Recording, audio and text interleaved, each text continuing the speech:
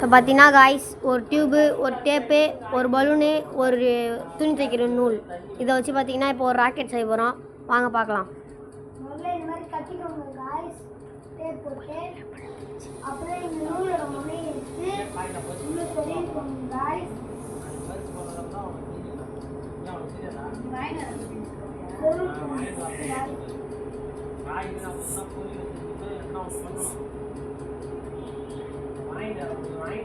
எந்த பொருள் சீக்கிரம் வீணாமோ அந்த பொருள் முன்னாடி செய்யணும். எது ரெண்டு நாளைக்கு தாங்கணும் அந்த காய் போகிறது. கை கட்டினா எந்த காய்க்கு தக்காளி எது பழம் வாங்கிக்கிறது எது பார்த்து ஒவ்வொரு ரூட் பேசி அவங்க ஒரு சோறு நம்ம எவ்வளோ ரோட்டில் கஷ்டப்படலாம்.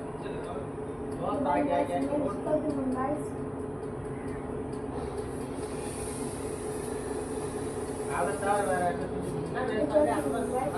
அப்புறம் நான் வேலை சொல்லுவேன். எங்கேயாச்சும் மரத்தில் கட்டிடணும் காய்ஸ்.